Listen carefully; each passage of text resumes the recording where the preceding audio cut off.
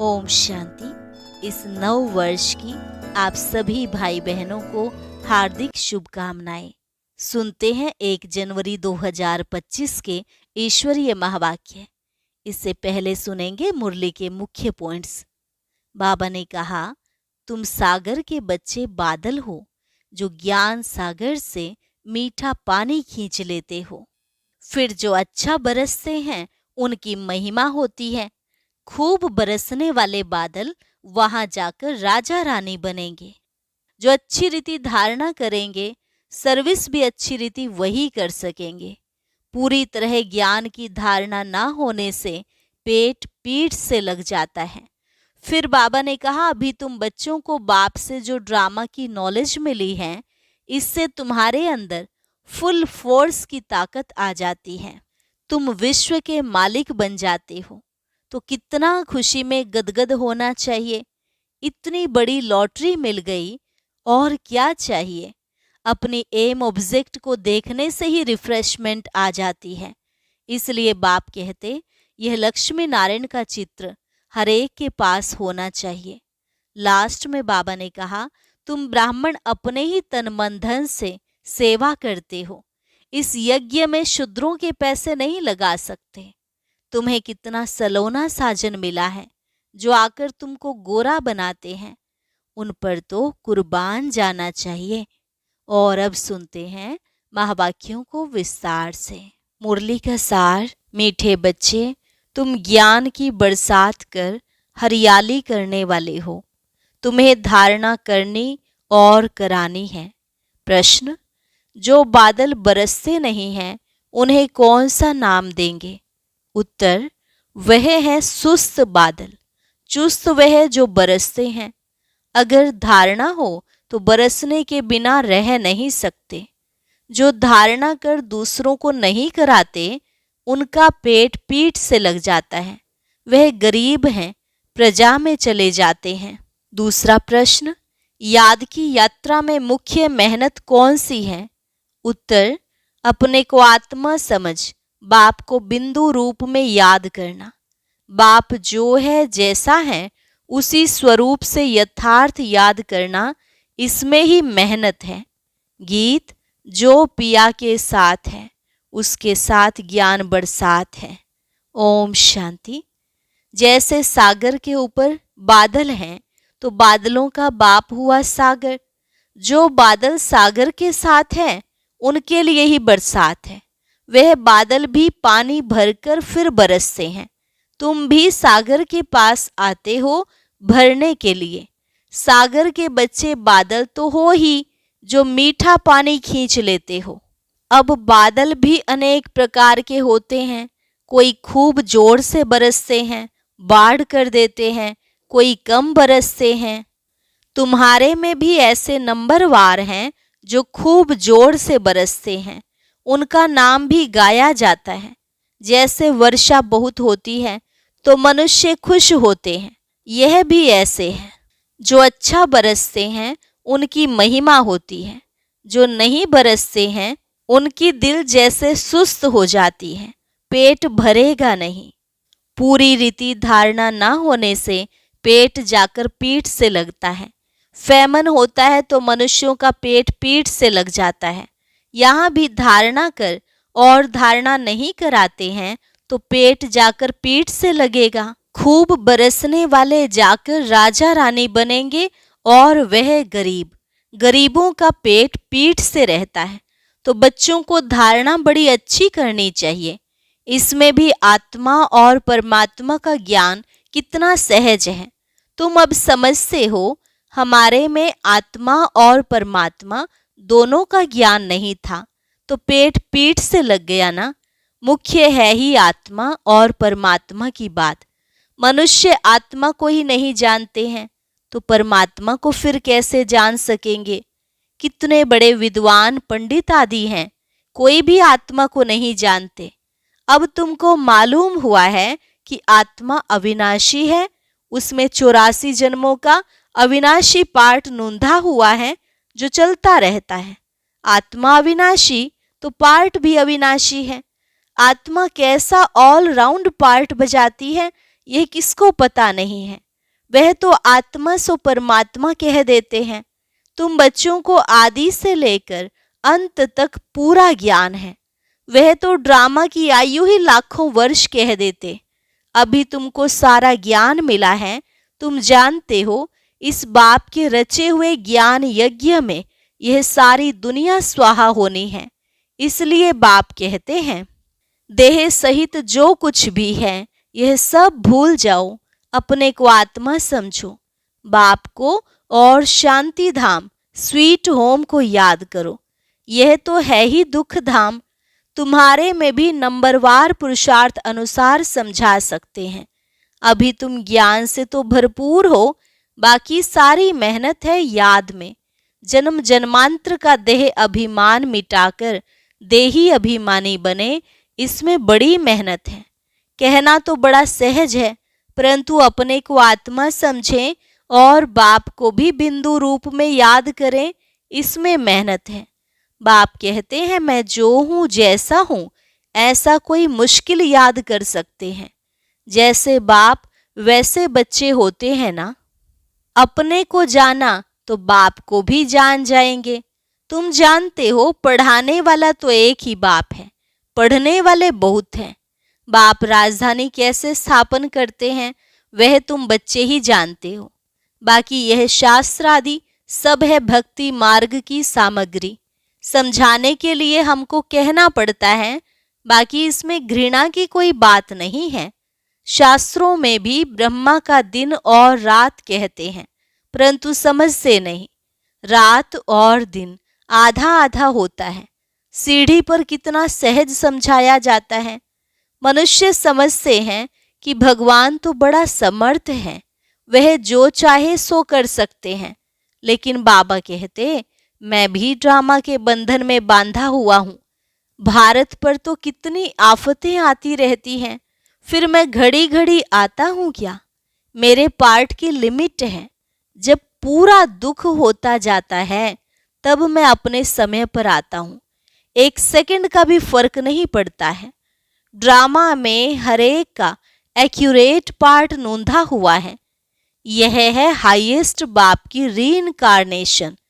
फिर नंबरवार सब आते हैं, कम ताकत वाले। तुम बच्चों को अभी बाप से नॉलेज मिली है जो तुम विश्व के मालिक बनते हो। तुम्हारे में फुल फोर्स की ताकत आती है। पुरुषार्थ कर तुम तमो प्रधान से सतो प्रधान बनते हो। औरों का तो पार्ट ही नहीं है। मुख्य है ड्रामा, जिसकी नॉलेज तुमको अभी मिलती है। बाकी तो सब है मटेरियल, क्योंकि वह सब इन आंखों से देखा जाता है। वंडर ऑफ द वर्ल्ड तो बाबा है, जो फिर रचते भी स्वर्ग है, जिसको हेवन पैराडाइज कहते हैं। उनकी कितनी महिमा है। बाप और बाप की रचना की बड़ी महिमा है। ऊंचते ऊंच है भगवान।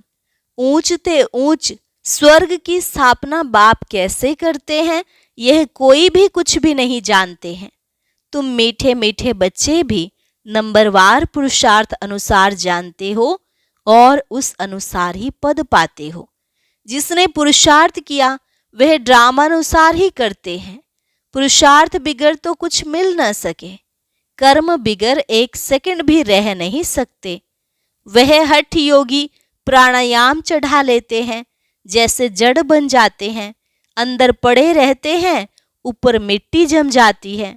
मिट्टी के ऊपर पानी पड़ने से घास जम जाती है, परंतु इससे कुछ फायदा नहीं। कितना दिन ऐसे बैठे रहेंगे? कर्म तो जरूर करना ही है। कर्म सन्यासी कोई बन ना सके। हाँ, सिर्फ खाना आदि नहीं बनाते हैं, इसलिए उनको कर्म सन्यासी कह देते हैं। यह भी उन्हों का ड्रामा में पार्ट है। यह निवृत्ति मार्ग वाले भी नहीं होते तो भारत की क्या हालत हो जाती। भारत नंबर 1 प्योर था। बाप पहले पहले प्योरिटी स्थापन करते हैं, जो फिर आधा कल्प चलती है। बरोबर सतयुग में एक धर्म एक राज्य था, फिर डीटी राज्य अब फिर से स्थापन हो रहा है। ऐसे अच्छे अच्छे स्लोगन बनाकर मनुष्यों को सुजाग करना चाहिए। फिर से डीटी राज्य भाग्य आकर लो। अभी तुम कितना अच्छी रीति समझते हो। श्री कृष्ण को श्याम सुंदर क्यों कहते हैं, यह भी अभी तुम जानते हो। आजकल तो बहुत ही ऐसे ऐसे नाम रख देते हैं, श्री कृष्ण से कंपटीशन करते हैं। तुम बच्चे जानते हो पतित राजाएं कैसे पावन राजाओं के आगे जाकर माथा टेकते हैं, परंतु जानते थोड़े ही हैं। तुम बच्चे जानते हो जो पूज्य थे वही फिर पुजारी बन जाते हैं।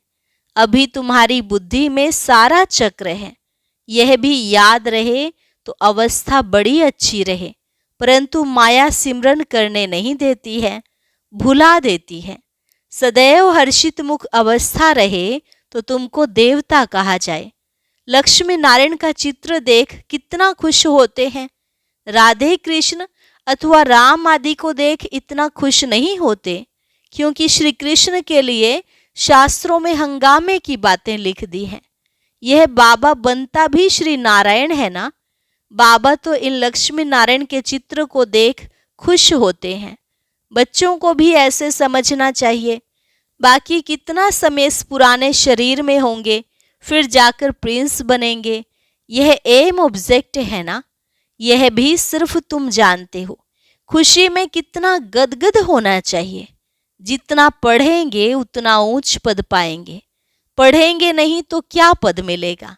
कहाँ विश्व के महाराजा महारानी, कहाँ साहूकार, प्रजा में नौकर चाकर।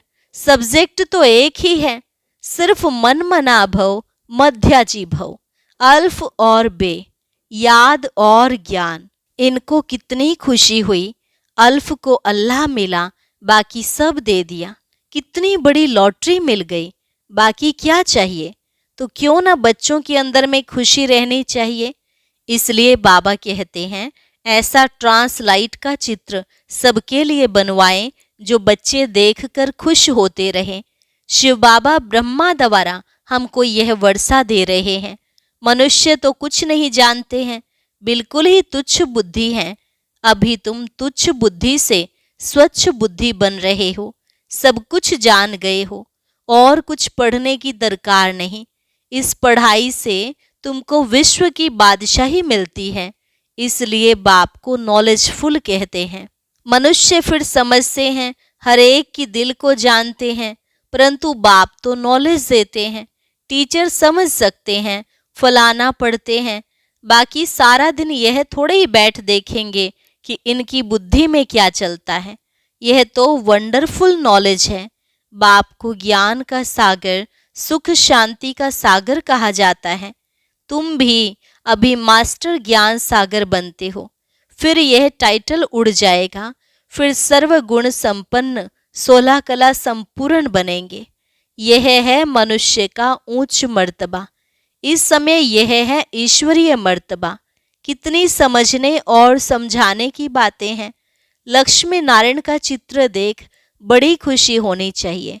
हम अभी विश्व का मालिक बनेंगे। नॉलेज से ही सब गुण आते हैं। अपना एम ऑब्जेक्ट देखने से ही रिफ्रेशमेंट आ जाती है। इसलिए बाबा कहते हैं यह लक्ष्मी नारायण का चित्र तो हर एक के पास होना चाहिए। यह चित्र दिल में प्यार बढ़ाता है। दिल में आता है बस यह मृत्यु लोक में लास्ट जन्म है, फिर हम अमर लोक में यह जाकर बनूंगा तत्वम। ऐसे नहीं कि आत्मा सो परमात्मा नहीं, यह सारा ज्ञान बुद्धि में बैठा हुआ हो। जब भी किसको समझाते हो बोलो हम कभी भी कोई से भीख नहीं मांगते। प्रजापिता ब्रह्मा के बच्चे तो बहुत हैं, हम अपने ही तन मन धन से सेवा करते हैं। ब्राह्मण अपनी कमाई से ही यज्ञ को चला रहे हैं, शूद्रों के पैसे नहीं लगा सकते। ढेर बच्चे हैं, वह जानते हैं जितना हम तन मन धन से सर्विस करेंगे, सरेंडर होंगे, उतना पद पाएंगे। जानते हैं बाबा ने बीज बोया है तो यह लक्ष्मी नारायण बनते हैं। पैसे यहाँ काम में तो नहीं आने हैं, क्यों ना इस कार्य में लगा दें। फिर क्या सरेंडर होने वाले भूख मरते हैं क्या? बहुत संभाल होती रहती है। बाबा की कितनी संभाल होती रहती है। यह तो शिव बाबा का रथ है ना, सारे वर्ल्ड को हेवन बनाने वाला है। यह हसीन मुसाफिर है। परम पिता परमात्मा तो आकर सबको हसीन बनाते हैं। तुम सांवरे से गोरा हसीन बनते हो ना, कितना सलोना साजन है, आकर सबको गोरा बना देते हैं। उन पर तो कुर्बान जाना चाहिए, याद करते रहना चाहिए। जैसे आत्मा को देख नहीं सकते, जान सकते हैं, वैसे परमात्मा को भी जान सकते हैं। देखने में तो आत्मा परमात्मा दोनों एक जैसे बिंदु हैं, बाकी तो सारी नॉलेज है। यह बड़ी समझ की बातें हैं। बच्चों की बुद्धि में यह नोट रहनी चाहिए। बुद्धि में नंबरवार पुरुषार्थ अनुसार धारणा होती है। डॉक्टर लोगों को भी दवाइयाँ याद रहती है ना, ऐसे नहीं कि उस समय बैठ किताब देखेंगे। डॉक्टरी की भी पॉइंट्स होती हैं, बैरिस्ट्री की भी पॉइंट्स होती हैं। तुम्हारे पास भी पॉइंट्स हैं, टॉपिक्स हैं जिस पर समझाते हैं। कोई पॉइंट किसको फायदा कर लेती है, कोई को किस पॉइंट से तीर लग जाता है। पॉइंट तो बहुत ढेर की ढेर हैं। जो अच्छी रीति धारण करेंगे वह अच्छी रीति सर्विस कर सकेंगे। आधा कल्प से महारोगी पेशेंट हैं, आत्मा पतित बनी है, उनके लिए एक अविनाशी सर्जन दवाई देते हैं। वह सदैव सर्जन ही रहते हैं, कभी बीमार होते नहीं, और तो सब बीमार पड़ जाते हैं। अविनाशी सर्जन एक ही बार आकर मन मनाभव का इंजेक्शन लगाते हैं। कितना सहज है। चित्र को पॉकेट में रख दो सदैव। बाबा नारायण का पुजारी था तो लक्ष्मी का चित्र निकाल अकेला नारायण का चित्र रख दिया। अभी पता पड़ता है जिसकी हम पूजा करते थे वह अब बन रहे हैं। लक्ष्मी को विदाई दे दी तो यह पक्का है हम लक्ष्मी नहीं बनूंगा। लक्ष्मी बैठ पैर दबाए यह अच्छा नहीं लगता था। उनको देखकर पुरुष लोग स्त्री से पैर दबवाते हैं, वहां थोड़े ही लक्ष्मी ऐसे पैर दबाएगी। यह रस्म रिवाज वहां होती नहीं, यह रस्म रावण राज्य की है। इस चित्र में सारी नॉलेज है, ऊपर में त्रिमूर्ति भी है। इस नॉलेज को सारा दिन सिमरन कर बड़ा वंडर लगता है। भारत अब स्वर्ग बन रहा है। कितनी अच्छी समझानी है। पता नहीं मनुष्यों की बुद्धि में क्यों नहीं बैठता है। आग बड़े जोर से लगेगी, भंभोर को आग लगनी है। रावण राज्य तो जरूर खलास होना चाहिए। यज्ञ में भी पवित्र ब्राह्मण चाहिए। यह बड़ा भारी यज्ञ है, सारे विश्व में प्योरिटी लाने का। वो ब्राह्मण भी भले ब्रह्मा की औलाद कहलाते हैं, परंतु वह तो कुख वंशावली हैं। ब्रह्मा की संतान तो पवित्र मुख वंशावली थे ना, तो उन्हों को यह समझाना चाहिए। अच्छा, मीठे मीठे सिकिलधे बच्चों प्रति मात पिता बाप दादा का याद प्यार और गुड मॉर्निंग। रूहानी बाप की रूहानी बच्चों को नमस्ते। रूहानी बच्चों की रूहानी बाप दादा को नमस्ते नमस्ते, गुड मॉर्निंग। धारणा के लिए मुख्य सार। पहली पॉइंट, स्वच्छ बुद्धि बन वंडरफुल ज्ञान को धारण कर बाप समान मास्टर ज्ञान सागर बनना है। नॉलेज से सर्व गुण स्वयं में धारण करने हैं। जैसे बाबा ने तन मन धन सर्विस में लगाया, सरेंडर हुए, ऐसे बाप समान अपना सब कुछ ईश्वरीय सेवा में सफल करना है। सदा रिफ्रेश रहने के लिए एम ऑब्जेक्ट का चित्र साथ में रखना है। वरदान, एक रस स्थिति द्वारा सदा एक बाप को फॉलो करने वाले प्रसन्न चित्त भव। एक रस स्थिति द्वारा सदा एक बाप को फॉलो करने वाले प्रसन्न चित्त भव। आप बच्चों के लिए ब्रह्मा बाप की जीवन एक्यूरेट कंप्यूटर है। जैसे आजकल कंप्यूटर द्वारा हर एक प्रश्न का उत्तर पूछते हैं, ऐसे मन में जब भी कोई प्रश्न उठता है तो क्या, क्यों, कैसे के बजाय ब्रह्मा के जीवन रूपी कंप्यूटर से देखो। क्या और कैसे का क्वेश्चन ऐसे में बदल जाएगा। प्रसन्न चित्त के बजाय प्रसन्न चित्त बन जाएंगे। प्रसन्न चित्त अर्थात एक रस स्थिति में एक बाप को फॉलो करने वाले। स्लोगन, आत्मिक शक्ति के आधार पर सदा स्वस्थ रहने का अनुभव करो। आत्मिक शक्ति के आधार पर सदा स्वस्थ रहने का अनुभव करो। और मुरली के साथ एक सूचना भी है, सभी ब्रह्मावत्स 1 जनवरी से 31 जनवरी 2025 तक विशेष अंतर्मुखता की गुफा में बैठ योग तपस्या करते हुए पूरे विश्व को अपनी शक्तिशाली मनसा द्वारा विशेष सकाश देने की सेवा करना जी। इसी लक्ष्य से इस मास के पत्र पुष्प में जो अव्यक्त इशारे भेजे गए हैं वह पूरे जनवरी मास में मुरली के नीचे भी लिख रहे हैं। आप सभी इन पॉइंट्स पर विशेष मनन चिंतन करते हुए मनसा सेवा के अनुभवी बने। आज का अव्यक्त इशारा, अपने शक्तिशाली मनसा द्वारा सकाश देने की सेवा करो। आप शांति दूत बच्चे कहाँ भी रहते चलते फिरते सदा अपने को शांति दूत समझ कर चलो। जो स्वयं शांत स्वरूप शक्तिशाली स्वरूप में स्थित होंगे वह दूसरों को भी शांति और शक्ति की सकाश देते रहेंगे। अच्छा, ओम शांति। कल बाबा मिलन पर जो अव्यक्त मुरली चली, आइए सुनते हैं उसमें बाप दादा ने हम बच्चों को नए वर्ष के लिए क्या होमवर्क दिया।